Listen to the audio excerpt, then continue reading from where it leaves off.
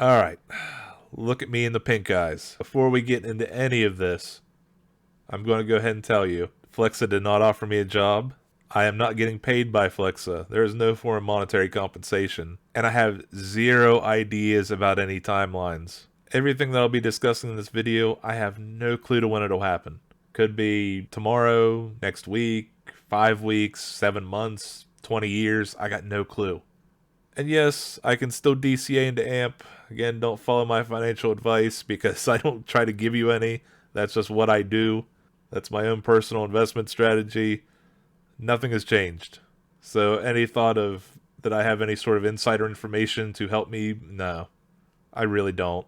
Matter of fact, I even told them when I was up there visiting Flexa that if there was ever any sort of idea of offering me a job, this was just in conversation, nothing was brought up, I would more than likely turn it down because my skill set is better at what I do in real life than what I would be able to offer them.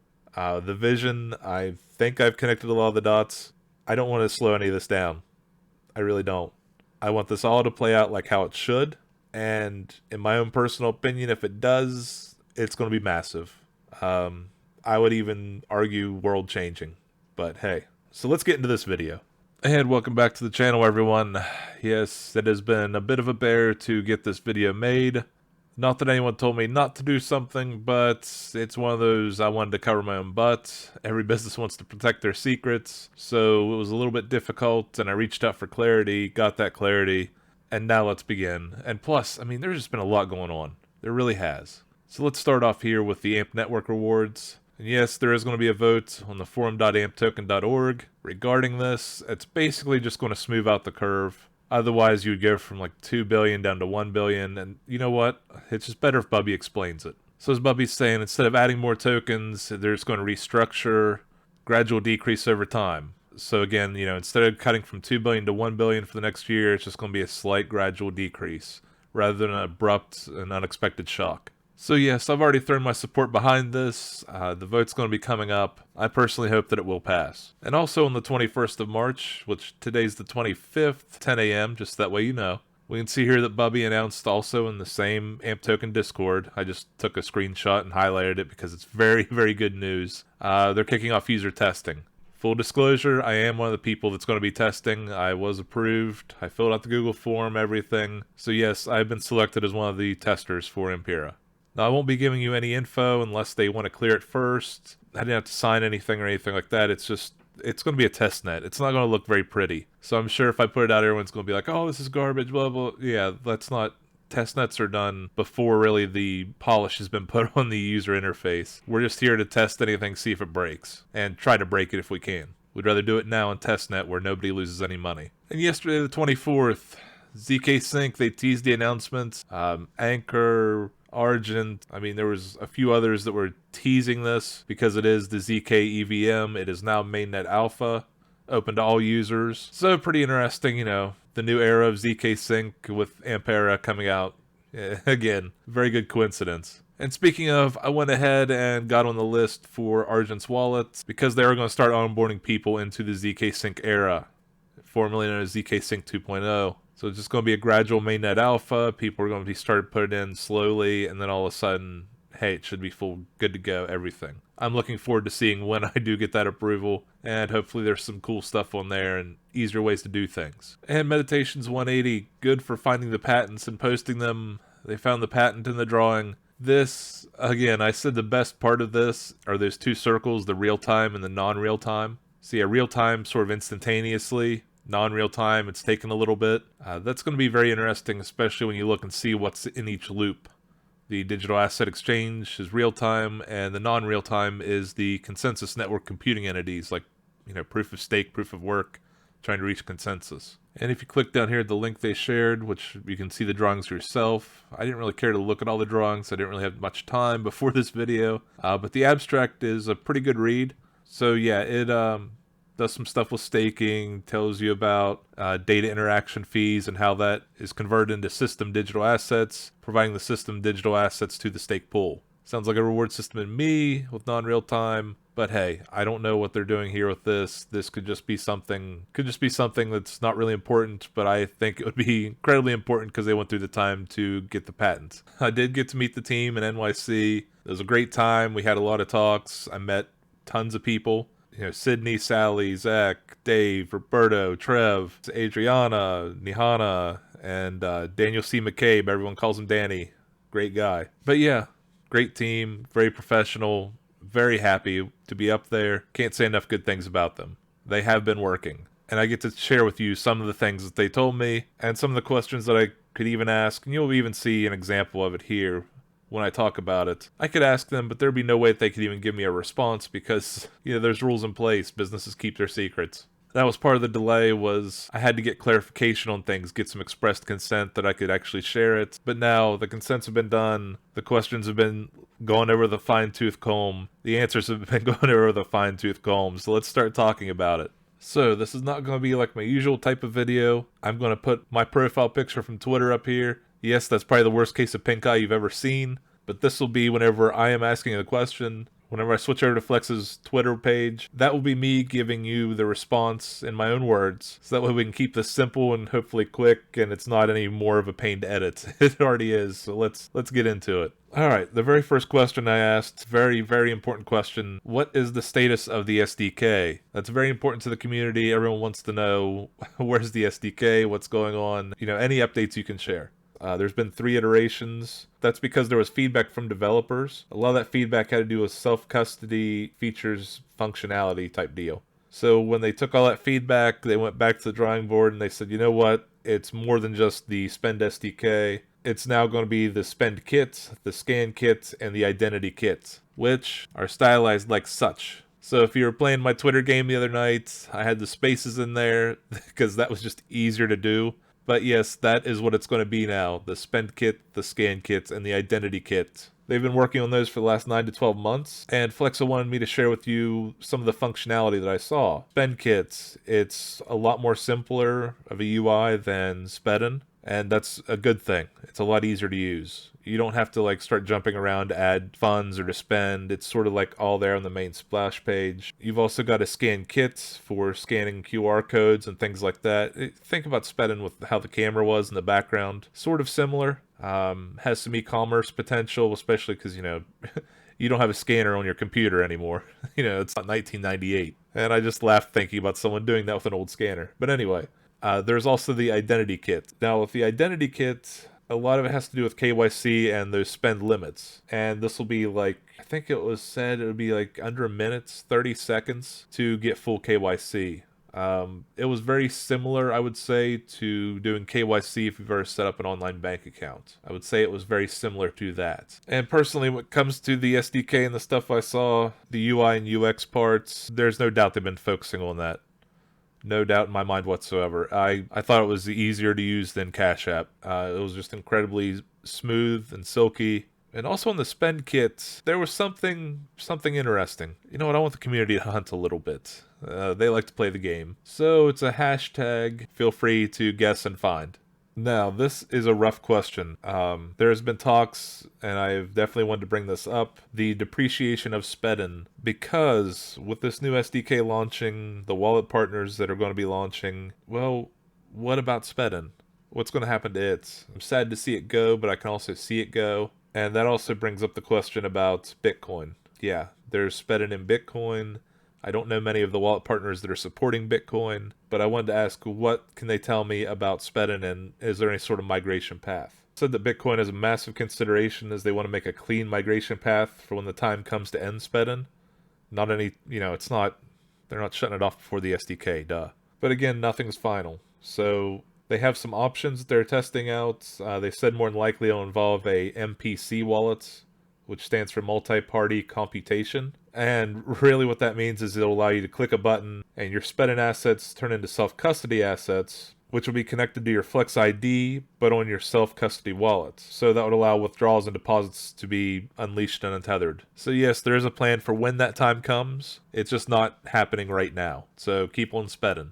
So obviously I made videos on zkSync, brought up Argent Wallet. You know, I've clearly shown that there's a connection between Flexa and Matter Labs and zkSync, the whole ecosystem over there. And I didn't know if there was any sort of comment on the new eras, Ampera, zkSync-era. And, it's another one of those, like I've said before, it's another one of those businesses keep their secrets type deal.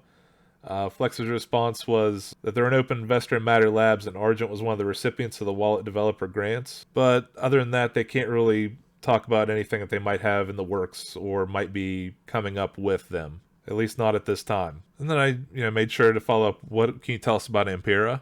They're a distance from the Ampera team, and Ampera will probably be able to collateralize more than just Flexa. It's very powerful what's in the works, so it'll collateralize other DeFi projects as well too. There have been some talks about what is going on, some early super alpha testing with some stuff, just to see if they can use that some way to better collateralize the Flexa network. But from what has been shared by Ampera, this could be very, very powerful, and it'll collateralize a lot more things than just Flexa, broader DeFi. And they feel really good being able to help them out in these early stages, and they're very eager to see the documents that are going to come out. Which, if you've connected some dots like I have with previous stuff I've put out, you would have a very bad case of pink eye too.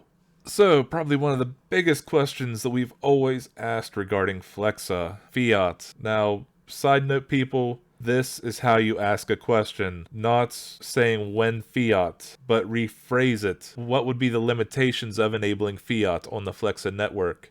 Because when you say when fiat, the answer you're going to get is something, either we can't give you a date, but when you ask a question like what are the limitations of enabling fiat, chances are you might get more of a technical answer that can help shed some light.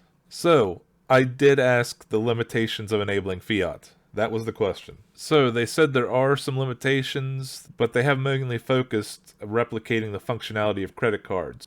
Sort of the network itself, not generating loans or lending, because that would be something that other projects could do. And that's been over the course of the last 4 to 5 years, because they want to make credit cards better and add that debit functionality. Which, if you remember, this is from I believe this is Innovation Lab is what it says. So this was back in 2020, beginning of 2020, that Gemini went ahead and showed this. This was just a very early sort of way to do this. But this is what they want. They want to be able to go to, say, a cash register on your self-checkout or ATM to get that cash back or to load up cash. The main problem, economic finality. That's the main problem, because fiat is actually slower than crypto. It really is. So this makes sense, especially if we can have something to collateralize. And this next question, I said I put my ego aside, but I gotta know. I've often wondered about the functionality of some of the things that we got for the 12 days, the asset backs, the discounts, etc. I thought this was something along the lines of a public beta test with some of these features. We'll be seeing more of this. What was the response? A lot of those promotions, they were testing the feedback that they had received from merchants. Some merchants wanted to be able to use the ability for, discounts, coupons, cashback elements, especially if they could stack. It was a testing ground. You saw there were no two offers the same. And what they did was they took that information from those tests and they were able to go back to the merchants and say, hey, this is what worked well, this is what didn't. And that was just going off of the usage. The spend 25, get 25, and give 25, that was something that could also play with loyalty points. Which really makes sense if you think about it. Say I spent $25 somewhere and got $10 cash back or a $10 off coupon, and then I also get my loyalty points as well on the same transaction. I would no longer have to scan multiple apps. I could just do it with one app. So I had to ask about the SVB Contagion because that was in the news right when I was up there. That was one of the big things that was going on. We'd just seen it happen. And just about every company in the real world, was reassessing their risk at that time. And we even saw Circle, they couldn't redeem USDC for a couple days. But I wanted to know what Flexa was doing, how they could answer that question, even though I knew they weren't going to say, oh, here's our books. Here's all our banking partners. Yeah, go ahead. No, what they did say, though, they did say that the preparation fiat banking structure, it's always been strong because they're a company that started outside of crypto and looking into crypto. They're not solely focused on crypto going, oh, we'll think about banking later. No, they did it right. They started looking at the banking first, and they always kept that in mind. They don't just wait for something to happen. They try to stay ahead of the game. And he said they went ahead and definitely expanded their backups, made them way stronger, and also that Flexa during that time never went offline. They were able to make those payments, go through seamlessly. There was no, oh, sorry, we got to turn this off for a bit, customer. No, they said it all went smoothly. And of course, I asked another question because seeing Spedn videos and stuff like that, but a lot of us in the community still enjoy them, still enjoy making them. Again, that's why we're here. And they said that was actually a big part of the reason for the streaks to start, because they do enjoy seeing the Spedn videos because it helps demystify the idea of using digital currency. You gotta think crypto's terrifying to the average person. I've talked to people before, they don't understand it, they just don't get it. Let alone, I'm not gonna bring up seed phrases. And you also need to think about how people will leave something and stop using it if they have a terrible experience, like rug pulls or scams in the industry. And so that was the idea sort of behind streaks starting, so that way they could help demystify for the population that, hey, you know, this is actually a thing. You know, I'm not afraid of it, I'm doing it, it's not that hard. But yes, that is mainly what I talked about, the questions that I asked. There are more questions that I want to ask, and I think we might be able to get them answered. Again, that was all just in my own words. These are coming off my notes. And yes, Responsible Cup 1616, I did ask when Walmart, because I wanted to get the response. You know, that was the thing. We sort of joked about it because I knew they weren't going to be able to respond. Even a question like, when Walmart? Because if they're even working with Walmart, they can't tell me. There'd be no way. And let alone if I ask something like, when Lambo? Like, come on, guys. I mean, I know this is a joke, but just understand that there are certain things you can ask and certain things they can tell you. And that's just how it goes with business. I mean, they're a real business. If they actually told me the answer to when Walmart and told me, like, you know, an actual date, which I have no timelines for anything that's happening here, I would have said that's a major red flag. There were no red flags that were raised when I was there.